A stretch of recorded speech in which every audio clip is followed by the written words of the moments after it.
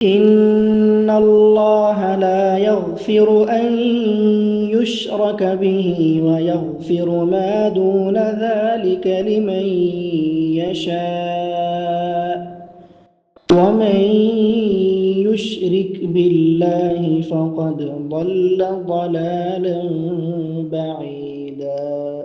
إن الحمد لله نحمده ونستعينه ونستغفره ونؤمن به ونتوكل عليه ونعوذ بالله من شرور أنفسنا ومن سيئات أعمالنا. من يهده الله فلا مضل له ومن يضلل فلا هادي له. وأشهد أن لا إله إلا الله وحده لا شريك له وأشهد أن محمدا عبده ورسوله. فأعوذ بالله السميع العليم من الشيطان الرجيم من همزه ونفخه ونفسه. بسم الله الرحمن الرحيم. يا أيها الذين آمنوا اتقوا الله حق تقاته ولا تموتن إلا وأنتم مسلمون. يا أيها الناس اتقوا ربكم الذي خلقكم من نفس واحدة وخلق منها زوجها وبث منهما رجالا كثيرا ونساء واتقوا الله الذي تساءلون به والأرحام إن الله كان عليكم رقيبا. يا أيها الذين آمنوا اتقوا الله وقولوا قولا سديدا يصلح لكم أعمالكم ويغفر لكم ذنوبكم ومن يطع الله ورسوله فقد فاز فوزا عظيما. أما بعد فإن خير الحديث كتاب الله وخير الهدي هدي محمد صلى الله عليه وسلم وشر الأمور محدثاتها وكل محدثة بدعة وكل بدعة ضلالة وكل ضلالة في النار. أعوذ بالله من الشيطان الرجيم. قال الله تبارك وتعالى في القرآن المجيد لن تنالوا البر حتى تنفقوا مما تحبون. وفي موضع آخر لقد كانت لكم أسوة حسنة في إبراهيم والذين معه.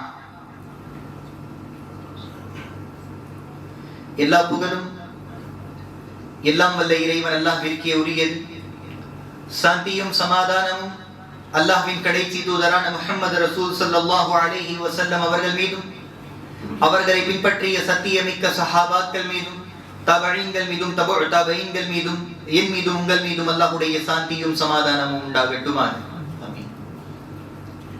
குத்பா ஹாஜ்ஜாக்கு பிறகு குர்ஆனுடைய 2 வசனங்கள் உங்களுக்கு முன்னால் ஓதப்பட்டது. அல்லாஹ்வின் நல்லடியார்களே, இந்த இஸ்லாமிய மார்க்கம் என்பது பல தியாகங்களுக்கு பிறகு நம் வரை வந்துள்ளது. மேலும் இன்று ஒவ்வொரு இஸ்லாமியனும் ஷஹாதாவை சொல்லக்கூடிய ஒவ்வொரு நபரும் அந்த ஷஹாதாவுக்கு பின்னால் எவ்வளவு தியாகங்கள் கொடுக்கப்பட்டுள்ளது, எத்துணை மனிதர்கள் இந்த ஷஹாதாவை பரப்புவதற்காகவும் இந்த ஷஹாதாவை ஒப்படைப்பதற்காகவும் எவ்வளவு தியாகங்களை செய்துள்ளார்கள் என்று அறிந்து கொள்ள வேண்டும். ஏனென்றால் இன்று இஸ்லாமிய சமுதாயம் என்பது இந்த மார்க்கத்தை எப்படி எடுத்துக்கொண்டுள்ளது என்று சொன்னால், வெறும் அவர்கள் மீது ஒப்படைக்கப்பட்டுள்ள பொறுப்புகளை நிறைவேற்றினால் போதுமானது. அந்த கடமைகளும் அந்த பொறுப்புகளையும் அவர்களுடைய எண்ணத்திற்கு ஏற்ப, அவர்களுடைய சூழ்நிலைகளுக்கு ஏற்ப, அவர்களுக்கு எப்பொழுது நேரம் கிடைக்குமோ அந்த நேரத்தில் மட்டும் நிறைவேற்றினால் போதும் என்று எண்ணிக்கொண்டிருக்கிறார்கள். ஆனால் இந்த விளக்கம் என்பது, இந்த புரிதல் என்பது தவறானது. ஏனென்று சொன்னால், மார்க்கம் என்பது வெறும் நாவினால் பேசுவதும் கிடையாது, அதை செயல்பாட்டினால் நிரூபிக்க வேண்டும். ஆனால் நம்முடைய சமுதாயமோ மிகவும் அடிப்படையான அந்த ஒரு விஷயத்திலேயே வெறும் நாவுகளினால் மட்டுமே பேசிக் கொண்டுள்ளது. ஆனால் அவர்களுடைய செயல்பாடு என்பது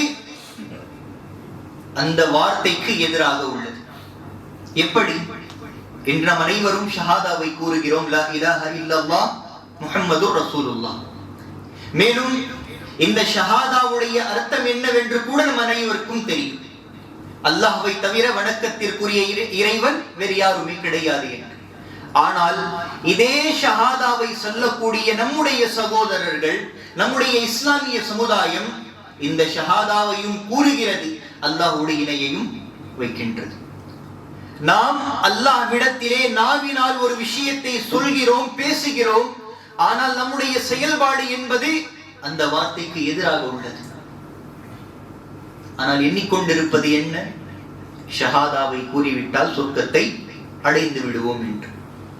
அல்லாஹ்வின் நல்லடியார்களே, இஸ்லாமிய மார்க்கத்தின் ஒவ்வொரு வார்த்தையும் சரி, ஒவ்வொரு விஷயமும் சரி, ஒவ்வொரு கட்டளையும் சரி, உங்களுடைய செயல்பாட்டையே தான் எதிர்பார்த்து கொண்டிருக்கிறது. உங்களுடைய செயல்பாட்டிற்கு ஏற்பத்தான் உங்களுக்கு கூலி கிடைக்கும். உங்களுடைய நாவுகளினால் வரக்கூடிய வார்த்தைகளால் அல்ல. அதைத்தான் அல்லாஹ் திருமறை குர்ஆனிலே நம் அனைவருக்கும், ஏன் தூதருக்கும் கூட ஒரு நபருடைய வாழ்வை எடுத்துக்காட்டாக எடுத்துக்கொண்டு, அவரை முன் உதாரணமாக எடுத்துக்கொண்டு நீங்களும் அவரை போன்று வாழ வேண்டும் என்ற கட்டளையை அல்லாஹ் திருக்குர்ஆனிலே கொடுத்திருக்கிறார். மேலும் அந்த நபருடைய சுன்னாக்களை நாம் இன்று நம்முடைய வாழ்வில் பின்பற்றிக் கொண்டிருக்கிறோம். அவர் செய்த ஒரு தியாகத்தை பெருநாளாக கொண்டாடி கொண்டும் வருகின்றோம். நம் அனைவரும் கடந்து வந்த ஈதுடைய நாள், பெருநாளுடைய நாள், ஈதுல் அத்ஹா. இந்த நாட்களில் இந்த இஸ்லாமிய சமுதாயம், ஏன் இந்த உலகமே ஒரு மனிதரை நினைவு கூறும். அந்த மனிதரை பற்றி திருக்குர்ஆன் பேசுகிறது. அல்லாஹ் பேசுகிறான், இன்ன இப்ராஹீம கான உம்ம. இப்ராஹிம் என்று சொல்லப்படக்கூடிய நபர் அவர் தனிநபர் அல்ல, அவர் ஒரு சமுதாயம். இன்று இஸ்லாத்தை ஏற்றுக்கொண்டு முஹம்மது நபிகள் நாயகம் ஸல்லல்லாஹு அலைஹி வஸல்லம் அவர்களை முன் உதாரணமாக எடுத்துக்கொண்டு வாழ்ந்து கொண்டிருக்கக்கூடிய மக்கள் 2 பில்லியனுக்கும் அதிகமாக உள்ளார்கள். இந்த மனிதர்கள் அனைவரும் ஒன்று சேர்ந்து இந்த மார்க்கத்திற்காக ஒரு விஷயத்தை செய்தால் இப்படி இருக்குமோ, அப்படி இந்த 2 பில்லியன் மக்களுக்கு சமமான ஒரு மனிதர் தான் இப்ராஹிம். சுப்ஹானல்லாஹ்.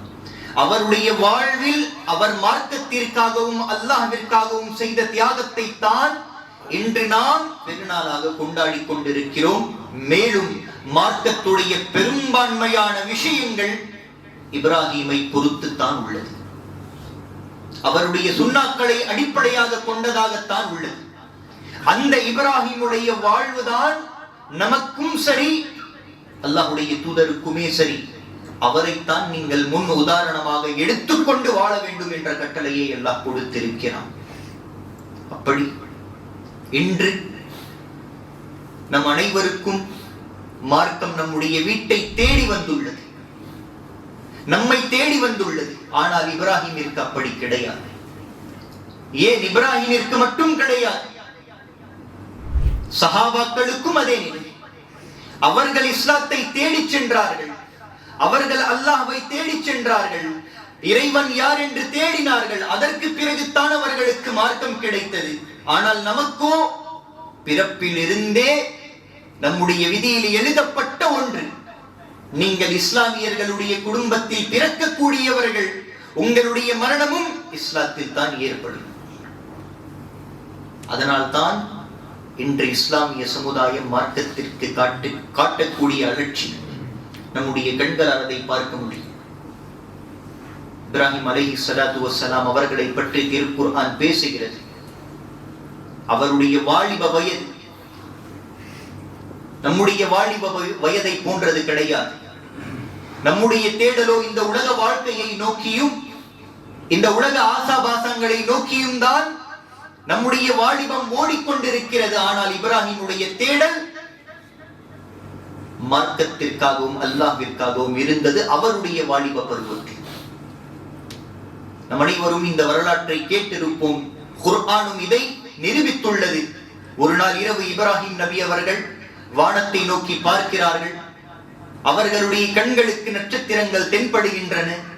இப்ராஹிம் யோசிக்கிறார்கள், இவ்வளவு அழகாக ஜொலிக்கின்றதே, இதுதான் என்னை படைத்த இறைவனாக இருக்க முடியும் என்று நம்புகிறார்கள். ஆனால் பகல் நேரத்தில் அந்த நட்சத்திரங்கள் காணவில்லை. இப்ராஹிம் கூறக்கூடிய வார்த்தைகள், ஒரு விஷயம் தென்படுகிறது, அதற்கு பிறகு மறைந்து விடுகிறது என்றால் அது இறைவனாக இருக்கவே முடியாது. அதன் பிறகு ஒரு நாள் இரவு சந்திரனை பார்க்கிறார்கள், அதுவும் ஜொலிக்கின்றது, நட்சத்திரங்களை விட தெளிவாகவும் பெரிதாகவும் தெரிகிறது. இப்ராஹிம் யோசிக்கிறார், இதுதான் என்னை படைத்த இறைவனாக இருக்க முடியும். ஆனால் அதுவும் காலையில் மறைகிறது. பிறகு சூரியனை பார்க்கிறார்கள், அதை பார்த்து சொல்கிறார்கள், இது அந்த இரண்டு விஷயங்களை விட பெரிதாக உள்ளது, இதுதான் என்னை படைத்த இறைவன் என்று நினைத்துக் கொண்டு இருக்கிறார்கள். ஆனால் அதுவும் இரவு நேரங்களில் மறைந்து விடுகிறது. அந்த நேரத்திலே அல்லாஹ் இப்ராஹிம் நபிக்கு ஒரு தெளிவை ஏற்படுத்துகிறான். இறைவன் என்று சொல்லக்கூடியவன், இறைவன் என்று நீங்கள் யாரை நம்ப வேண்டும் என்றால், யாருக்கு முடிவில்லையோ, யாருக்கு மரணம் இல்லையோ, அவன்தான் உங்களை படைத்தவனாக இருக்க முடியும். இப்படி அவருடைய மார்க்க தேடல், அல்லாஹ்வின் தேடல் அவருடைய வாலிப வயதில் தொடங்குகிறது. தெளிவு ஏற்படுகிறது. அல்லாஹ் தெளிவை ஏற்படுத்துகிறான். அதே மனிதரை இறை தூதராக தேர்ந்தெடுக்கிறான். அந்த தூதரினால் அல்லாஹ் மார்க்க சட்டங்களை இந்த சமுதாயத்திற்கு தெளிவுபடுத்துகிறான். அப்படி அந்த இறை தூதர் கற்றுக் கொடுத்த ஒரு சுன்னா, ஒரு சட்டம் இன்று நாம் ஹஜ் பயணமாக இஸ்லாமியர்கள் அனைவரும் மக்காவை நோக்கி செல்கிறோம். அதே இப்ராஹிமினால் தான் அல்லாஹ்விற்காக இந்த உலகத்தில் முதல் வீடு அல்லாஹ்விற்காக கட்டப்பட்டது. மேலும் இஸ்லாமியர்கள் முதல் கிபிலாவாக எடுத்துக்கொண்டு தொழுத அந்த கிபிலாவும் இப்ராஹிமுடைய கைகளினால் தான் கட்டப்பட்டது. இப்படி இப்ராஹிமுடைய வாழ்வும் இந்த மார்க்கமும் என்பது பிரிக்க முடியாத ஒரு பந்தமுள்ள ஒரு தொடர்பு. இப்ராஹிமை மறந்தால் மார்க்கத்தை மறப்பதற்கு சமம், மார்க்கத்தை மறந்தால் இப்ராஹிமை மறப்பதற்கு சமம். இப்படிப்பட்ட இறை தூதரை தான் அல்லாஹ் தன்னுடைய கலீல், தன்னுடைய நண்பரான முஹம்மது நபிகள் நாயகம் ஸல்லல்லாஹு அலைஹி வஸல்லம் அவர்களுக்கு, இவர்தான் உங்களுக்கு சிறந்த முன்னுதாரணம், இவரை போன்று வாழுங்கள் தூதரே என்ற கட்டளையும் கொடுத்தான். மேலும் தூதரே, உங்கள் மீது ஈமான் கொண்டுள்ள மக்களும் இவரையே முன்மாதிரியாக எடுத்துக் கொள்ள வேண்டும் என்ற கட்டளையும் அல்லாஹ் கொடுத்தார். நல்லடியார்களே, இப்ராஹிம் நபி அவர்களுடைய வாழ்வில் இப்ராஹிம் கொடுத்த தியாகங்கள் என்பது நம்முடைய சமுதாயம் அதை ஒவ்வொரு நாளும் மறக்கடித்துக் கொண்டே தான் வந்துள்ளது. நம் அனைவரும் யோசித்துக் கொண்டிருப்பது என்ன? இந்த உலக வாழ்வை தேடுவதும் இந்த உலக வாழ்க்கைக்காக வாழுவதும் தான் நோக்கம் என்று சொன்னால், அந்த நோக்கத்தை எடுத்துக்கொண்டு வாழக்கூடிய வாழக்கூடிய மக்கள் வெறும் நாம் மட்டும் கிடையாது. இந்த உலகத்தில் இருக்கக்கூடிய எல்லா ஜீவராசிகளும் இதைத்தான் எடுத்துக்கொண்டு வாழ்கின்றன. ஆனால் அவர்களை விட சிறந்தவர்கள் என்ற அந்தஸ்தை எல்லாம் நமக்கு கொடுத்திருக்கிறார். எல்லா சமுதாயத்திலும், எல்லா மனிதர்களிலும், எல்லா குலத்திலும் சிறந்தவர்கள் யார் என்றால், யார் முஹம்மதை பின்தொடர்கிறார்களோ அவர்கள் தான் சிறந்தவர்கள் என்ற கட்டளையை எல்லாம் திருக்குர்ஆனிலே கூறினான். அந்த சமுதாயமாக உள்ள நாம், சிறந்த சமுதாயம் என்ற பெயரை கொண்ட நாம், நம்முடைய வாழ்வு என்பது நம்முடைய மார்க்கத்திற்கு ஏற்ப இருக்க வேண்டும், எதிராக இருக்கக்கூடாது. ஏன் நம் அனைவரும் நினைத்துக் கொண்டிருக்கிறோம்? நாம் நினைக்கக்கூடிய நேரங்களில் அல்லாஹ்வை நினைத்தால் போதுமானது.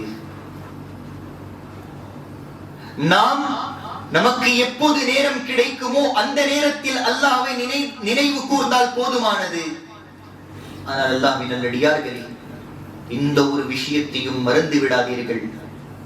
இந்த வாழ்க்கையில் வரக்கூடிய ஒவ்வொரு நொடிகளுக்கான பதிலையும் அல்லாஹ்விடத்திலே கொடுக்க வேண்டும். அல்லாஹ்வுடைய தூதர் ஸல்லல்லாஹு அலைஹி வஸல்லம் அவர்கள் ஹதீஸிலே கூறினார்கள், நாளை மறுமையில் ஆதமுடைய மகனிடத்தில் இந்த 5 கேள்விகள் கேட்கப்படாத வரை அவனுடைய கால்கள் ஒரு அடியை கூட எடுத்து வைக்காது என்று அல்லாஹ்வுடைய தூதர் அவர்கள் கூறினார்கள். அதிலே 2 முக்கியமான கேள்விகள். அந்த கேள்விகளுக்கான பதிலை இந்த உலக வாழ்வில் தான் தயார்படுத்த முடியும். அதிலே முதல் கேள்வி, அல்லாஹ் உனக்கு வாலிபத்தை கொடுத்தான், அந்த வாலிபத்தை நீ எப்படி பயன்படுத்தினாய்? யாரோடு பயன்படுத்தினாய்? யாருக்காக பயன்படுத்தினாய்? எதை தேடி சென்றாய்? எதற்காக தேடி சென்றாய்? என்ன கிடைத்தது என்ற இந்த கேள்விகள் என்பது நாளை மறுமையில் நம்மிலே ஒவ்வொரு இடத்திலும் கேட்கப்படாத வரை நம்முடைய கால்கள் என்பது மறுமையில் ஒரு அடியை கூட எடுத்து வைக்க.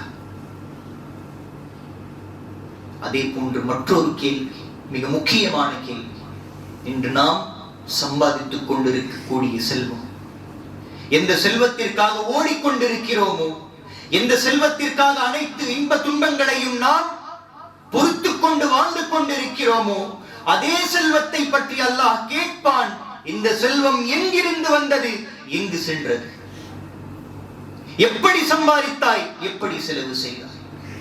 ஒவ்வொரு ரூபாயுடைய கணக்கையும் காட்ட வேண்டும். அது காட்டாத வரை யாராலும், ஆதமுடைய மகன்களில் தூதர்களும் இருக்கிறார்கள், ஷுஹதாக்களும் இருக்கிறார்கள், சாலிஹீன்களும் இருக்கிறார்கள், சித்தீகீன்களும் இருக்கிறார்கள், குலஃபாக்களும் இருக்கிறார்கள், அரசர்களும் இருக்கிறார்கள், ஏழைகளும் இருக்கிறார்கள். அனைவரும் இந்த கேள்விக்கான பதிலை கொடுத்த பிறகுதான் நாளை மறுமையில் அவர்களுடைய கால்களினால் ஒவ்வொரு அடியை எடுத்து வைக்கவே முடியும். அதுவரை அல்லாஹ் நீங்கள் அதற்கான பதிலை சரியான முறையில் கொடுத்தால் சொர்க்கத்தை கொடுப்பான்.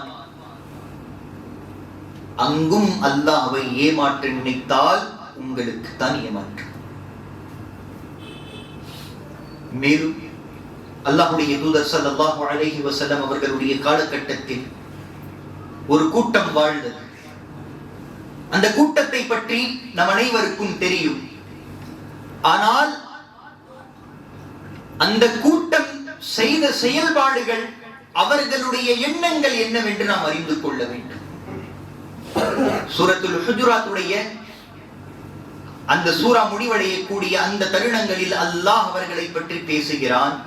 அல்லாஹ்வுடைய தூதரை நோக்கி வருகிறார்கள். அல்லாஹ்வுடைய தூதரை பார்த்து கூறுகிறார்கள், அல்லாஹ்வுடைய தூதரே, நாங்கள் இஸ்லாத்தை ஏற்றுக்கொண்டு உங்கள் மீது இஹ்சானை செய்துள்ளோம். என்ன சொல்கிறார்கள்? நாங்கள் இஸ்லாத்தை ஏற்றுக்கொண்டு உங்கள் மீது இஹ்சானை செய்துள்ளோம், நாங்கள் முஹ்சின். அல்லாஹ் அவர்கள் பேசிய வார்த்தைக்கு அடுத்த வசனத்தை இறக்குகிறான். அல்லாஹ்வுடைய தூதரை அவர்களை பார்த்து கூறுங்கள், நீங்கள் ஒருபோதும் பெருமை அடித்துக் கொண்டு வாழாதீர்கள். நீங்கள் இஸ்லாத்தை ஏற்றுக்கொண்டு இஸ்லாத்திற்கு பெருமையை கொடுக்கவில்லை. அல்லாஹ் உங்களுக்கு இஸ்லாத்தை கொடுத்தான், அல்லாஹ் உங்களுக்கு ஈமானை கொடுத்தான், அல்லாஹ் உங்களுக்கு நேர்வழியை காட்டினான். ஆக அல்லாஹ்விற்கு நன்றியை செலுத்துங்கள் என்று. இந்த கூட்டம் முனாஃபிகீன்களுடைய கூட்டம். இவர்களுடைய எண்ணம் இதுதான். அவர்களுடைய எண்ணம் இதுவும் ஒன்று. அவர்கள் முஸப்ஸபீன பைன தாலிக், அவர்களுக்கு எங்கு பலன் கிடைக்குமோ, எங்கு லாபம் கிடைக்குமோ அந்த இடத்தில் சாய்ந்து விடுவார்கள். 2 கூட்டங்கள் உள்ளது. 5 வருடம் இந்த கூட்டத்தோடு இருக்கும், 5 வருடம் அந்த கூட்டத்தோடு இருப்பார். ஏன்? அவர்கள் லாபத்தை எதிர்பார்க்கக்கூடியவர்கள், பலனை எதிர்பார்க்கக்கூடியவர்கள். ஆனால் முஸ்லிம் என்பவன் கஷ்டத்திலும் சரி, இன்பத்திலும் சரி, அல்லாஹ்வை சார்ந்து இருக்கக்கூடிய அல்லாஹ்வின் நல்லடியார்கள். இந்த 2 அடையாளங்கள் நம்மிடத்திலே இருந்தால் அல்லாஹ்விடத்திலே பாவ மன்னிப்பை கேட்டுக் கொள்ளுங்கள். ஒருபோதும் இஸ்லாம் நமக்கு தவறான வழியை காண்பிக்காது. மேலும் இஸ்லாம் காட்டக்கூடிய வழி என்பது தெளிவான வழி மற்றும் நேரான வழி. நாம் எண்ணிக்கொண்டிருக்கக்கூடிய இந்த எண்ணங்களையும் இந்த புரிதலையும் அகற்றிக்கொண்டு மார்க்கம் என்ன, நாம் மார்க்கத்திற்காக என்ன தியாகத்தை செய்திருக்கிறோம், நாளை மறுமையில் ஒருவேளை அல்லாஹ் நம்மிடத்திலே அழைத்து ஒரு கேள்வியை கேட்டுவிட்டால், உனக்கு நான் 2 மிகச்சிறந்த மனிதர்களை முன்மாதிரியாக கொடுத்தேன், ஒன்று இப்ராஹிம், மற்றொன்று இறை தூதர் முஹம்மது நபிகள் நாயகம் ஸல்லல்லாஹு அலைஹி வஸல்லம். அவர்களைத்தான் நீ ஹீரோவாகவும் முன்மாதிரியாகவும் முன் உதாரணமாகவும் எடுத்துக்கொள்ள வேண்டும் என்ற கட்டளையையும் கொடுத்தேன். அவர்களுடைய வாழ்வில் அவர்கள் மார்க்கத்திற்காக பல தியாகங்களை செய்தார்கள். அல்லாஹ்வுடைய தூதரை பற்றி அவருடைய மனைவியான ஆயிஷா ரலியல்லாஹு அன்ஹா அவர்கள் அறிவிக்கிறார்கள், அல்லாஹ்வுடைய தூதர் ஸல்லல்லாஹு அலைஹி வஸல்லம் இந்த உலகத்திலே 63 ஆண்டுகால வாழ்வை நடத்தினார்கள். 63 ஆண்டு காலம் இந்த உலகத்தில் வாழ்ந்தார்கள். 40 ஆண்டுகள் சாதாரண மனிதராகவும் 23 ஆண்டுகள் இறை தூதராகவும் வாழ்ந்தார்கள். இந்த 63 ஆண்டுகளில் ஒரு முறை கூட அல்லாஹ்வுடைய தூதர் மெலிதான ரொட்டியை சாப்பிட்டது கிடையாது.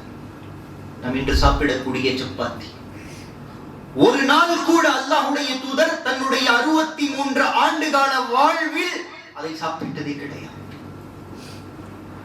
ஆனால் அவருடைய தியாகங்கள், சுப்ஹானல்லாஹ், அல்லாஹ்வுடைய தூதர் ஸல்லல்லாஹு அலைஹி வஸல்லம் அவர்கள் தன்னுடைய கடைசி ஹஜ்ஜிலே, தன்னுடைய கடைசி ஹஜ், முதலும் கடைசியுமான ஹஜ், அந்த ஹஜ்ஜிலே அல்லாஹ்வுடைய தூதர் அரஃபாவுடைய மைதானத்திலே பயானை கொடுத்த பிறகு, பேருரையை கொடுத்த பிறகு, அடுத்த நாள் மினாவுடைய மைதானத்திலே 100 ஒட்டகங்களை அறுத்தார்கள். அல்லாஹ்விற்காக வழி கொடுத்தார்கள். அல்லாஹ்வுடைய தூதர் ஏழை கிடையாது, ஆனால் ஏழையாக வாழக்கூடிய வாழ்வை அல்லாஹ்வுடைய தூதர் தேர்ந்தெடுத்தார்கள். அல்லாஹ்வுடைய தூதர் ஸல்லல்லாஹு அலைஹி வஸல்லம் இந்த மார்க்கத்திற்காக பல சஹாபாக்கள், தன்னை நம்பி வந்த மக்களை, தன்னுடைய இரத்த சொந்தங்களை அல்லாஹ்வுடைய தூதர் இழந்தார்கள். ஆனாலும் மார்க்கத்தை விட்டுக் கொடுக்கவில்லை. இந்த உலகத்தையே விட்டுக் கொடுத்தார்கள் மார்க்கத்திற்காக. அப்படிப்பட்ட இறை தூதருடைய வாழ்வு, மேலும் தன்னுடைய அனைத்தையும் விட்டுக் கொடுத்த இப்ராஹிமுடைய வாழ்வு, அந்த 2 இறை தூதர்களுடைய வாழ்வை அல்லாஹ் நமக்கு முன் உதாரணமாக கொடுத்தான். இதை கேட்ட அல்லாஹ் ஒரு கேள்வியை கேட்டால் நம்முடைய நிலை நாளை மறுமையில், நீ மார்க்கத்திற்காக எதை தியாகம் செய்தாய்? நீ மார்க்கத்திற்காக கொடுத்த குர்பானி என்ன? நீ மார்க்கத்திற்காக எதை இழந்தாய்? அல்லாஹ்வின் நல்லடியார்களை யோசிக்கக்கூடிய தருணம். சஹாபாக்கள் மார்க்கத்திற்காக பல தியாகங்களை செய்த பிறகுதான் அவர்களுக்கு மார்க்கமே கிடைத்தது. நாம் என்று சொல்லக்கூடிய அஷரத்துல் முபஷ்ஷரா, 10 சொர்க்கவாதிகள், இந்த விஷயம், இந்த ஒரு பெயர் அவர்களுக்கு சாதாரணமாக கிடைக்கவில்லை. அபூபக்கர் ரலியல்லாஹு அன்ஹு, அல்லாஹ்வுடைய தூதர் அவரை பார்த்து கூறினார்கள், அபூபக்கருன் ஃபில் ஜன்னah, அபூபக்கர் சொர்க்கத்தை சார்ந்தவர். அந்த அபூபக்கருக்கு இந்த சொர்க்க செய்தி என்பது சாதாரணமாக கிடைத்தது கிடையாது. அல்லாஹ்வுடைய தூதரோடு பயணித்தவர்கள், அல்லாஹ்வுடைய தூதர் மார்க்க பரப்புரையை எந்த நேரத்தில் தொடர்ந்தார்களோ அந்த நேரத்தில் இருந்து அல்லாஹ்வுடைய தூதருடைய மூச்சு முடிவடையும் வரை அல்லாஹ்வுடைய தூதரை இருந்தார்கள். மார்க்கத்தை பின்பற்றினார்கள், மார்க்கத்தை பரப்பினார்கள், மார்க்கத்தை பாதுகாத்தார்கள். அல்லாஹ்வுடைய தூதருக்கு பிறகும் மார்க்கத்தை பாதுகாத்தவர். இன்று நாம் படிக்கக்கூடிய இந்த குர்ஆன் 30 ஜுஸ்களாக 114 சூறாக்களாக நாம் படித்துக் கொண்டிருக்கக்கூடிய குர்ஆன் அபூபக்கர் செய்த தியாகத்தினால் தான் கிடைத்தது. ஆக நாம் அல்லாஹ்வுடைய பாதையில் தியாகத்தை செய்யாதவரை நாம் சொர்க்கவாதிகளாக மாறவே முடியாது. ஏன்? திருக்குர்ஆனுடைய 4வது ஜுஸ் தொடங்கப்படக்கூடிய வசனங்கள், லன் தனாலுல் பிர்ர ஹத்தா துன்ஃபிகு மிம்மா துஹிப்பூன். நீங்கள் எதை அதிகமாக நேசிக்கிறீர்களோ, உங்களுக்கு மத்தியில் அதிகமான நேசத்திற்குரிய பொருளை அல்லாஹ்வுடைய பாதையில் செலவழிக்காதவரை நீங்கள் நன்மையை அடையவே முடியாது.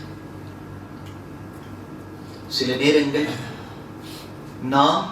நமக்கு எது பிடித்ததோ, எது நமக்கு மிகவும் நேசத்திற்குரிய பொருளோ, அதை இழக்க நேரிட்டாலும் அல்லாஹ்வுடைய பாதையில் அதை தியாகம் செய்துதான் ஆக வேண்டும். அந்த தியாகங்களைத்தான் அல்லாஹ் சோதனைகளாக நம்முடைய வாழ்வில் கொடுக்கிறான். எப்படி இப்ராஹிமுடைய வாழ்வில் அல்லாஹ் சோதித்தானோ, மகனுடைய பாசம் பெரிதா அல்லது அல்லாஹ்வுடைய பாசம், அல்லாஹ்வுடைய நேசம் பெரிதா என்ற அந்த சோதனையில் இப்ராஹிம் வெற்றி பெற்றார். இன்றும் கூட, ஏன் நாளை மறுமை வரும் வரை இந்த சமுதாயம் அந்த இறை தூதருடைய தியாகத்தை நினைவு கூறும். அந்த இறை தூதர் எப்படி தியாகத்தை கொடுத்தாரோ அப்படி இந்த சமுதாயமும் தியாகத்தை கொடுக்கும்.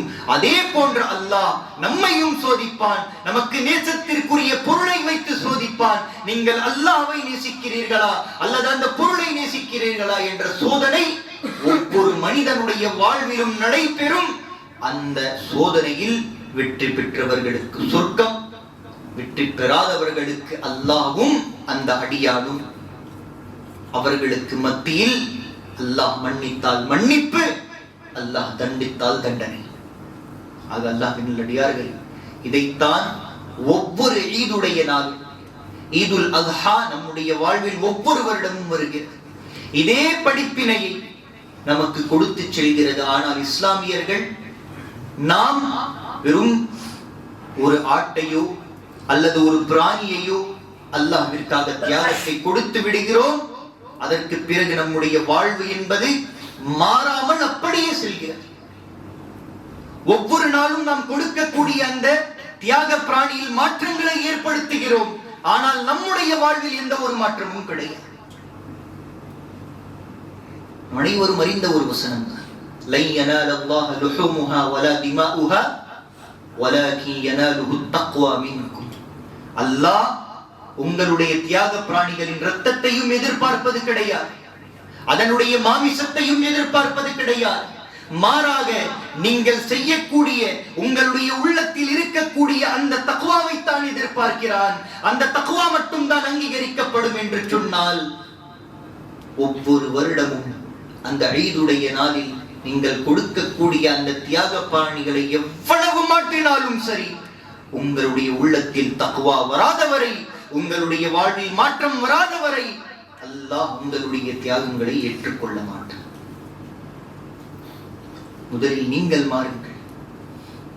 உங்களுடைய தியாக பிராணிகளை மாற்றினால் எந்த ஒரு பிரயோஜனமும் கிடையாது. அல்லாஹ் உங்களை மாற்றிக்கொள்ளக்கூடிய தருணத்தை தான் அந்த நாளில் கொடுக்கிறார். அந்த நாளில் இப்ராஹிமுடைய அந்த சுன்னாவை, அந்த தியாகத்தை நினைவு கூறக்கூடிய கட்டளையையும், அதை ஈதாக ஏற்றுக்கொள்ளக்கூடிய கட்டளையையும் அதற்குத்தான் அல்லாஹ் கொடுத்தான். அல்லாஹ்வின் நல்லடியார்களே, அல்லாஹ் நம் அனைவருக்கும் சந்தர்ப்பங்களை ஏற்படுத்துகிறான், நாம் நம்மை மாற்றிக்கொள்வதற்காக. ஒவ்வொரு வருடமும் இந்த சந்தர்ப்பங்கள் அனைத்து மனிதர்களுக்கும் கிடைக்கின்றன. ஆனால் நம்மிலே பலர் அந்த சந்தர்ப்பங்கள் எந்த இடத்தில் அல்லாஹ் கொடுக்கிறான் என்று கூட தெரியாமல் வாழ்ந்து கொண்டிருக்கிறோம். அந்த சந்தர்ப்பங்களை பயன்படுத்தி நம்மை மாற்றிக்கொள்வது அது கிடையாது. ஆனால் அந்த சந்தர்ப்பம் என்னவென்று கூட நமக்கு தெரிவது கிடையாது. அந்த அளவிற்கு நாம் மார்க்க அறிவிலும் சரி பின்தங்கிக் கொண்டே சென்று கொண்டிருக்கிறோம். சரி, மார்க்கத்தில் தான் பின்தங்கிக் கொண்டு சென்று கொண்டிருக்கிறோம் என்று பார்த்தால் இந்த உலக வாழ்விலும் பின்தங்கிக் கொண்டே சென்று கொண்டிருக்கிறோம். எதுவரை நாம் மார்க்கத்தில் முன்னேற மாட்டோமோ அதுவரை இந்த உலக வாழ்விலும் முன்னேற மாட்டோம். அல்லாஹ்வுடைய தூதர் ஸல்லல்லாஹு அலைஹி வஸல்லம் அவர்கள் கூறினார்கள், இந்த ஹதீஸை சொல்லி என்னுடைய உரையை முடித்துக் கொள்கிறேன். ஃபமன் கானத் ஹம்முஹு அத்-துன்யா, யாருடைய நோக்கம் இந்த உலக வாழ்க்கையாக உள்ளதோ அல்லாஹ் அவர்களுக்கு இந்த உலக வாழ்வை கொடுத்து விடுவான். ஆனால் மறுமையில் அவர்களுக்கு அல்லாஹ் எதையும் கொடுக்க மாட்டான். ஃபமன் கானத் ஹம்முஹு அல் ஆখিরা, யாருடைய நோக்கம் மறுமை வாழ்வாக உள்ளதோ அல்லாஹ் அவர்களுக்கு இந்த உலக வாழ்வையும் கொடுக்கிறான், மறுமை வாழ்க்கையிலும் அல்லாஹ் வெற்றியை கொடுக்கிறான். ஆக அல்லாஹ்வின் நல்லடியார்கள், நம்முடைய முயற்சியும் நம்முடைய சிந்தனையும் மறுமை வாழ்க்கையாக இருக்க வேண்டும். மறுமைக்காக வாழ்ந்தால் அல்லாஹ் உலகத்தையும் பயன்படுத்தி கொண்டு நம்முடைய வாழ்வை மாற்றிக்கொள்ளக்கூடிய பாக்கியத்தை அல்லாஹ் நம் அனைவருக்கும் தந்தருள்வானாக. அல்லாஹ் நம் அனைவருக்கும் மறுமையையும் அல்லாஹுடைய பொருத்தத்தையும் நோக்கமாக எடுத்துக்கொண்டு அதை பெறுவதற்கான முயற்சி செய்யக்கூடிய இஸ்லாமியர்களாக மாறக்கூடிய பாக்கியத்தை தருவானாக.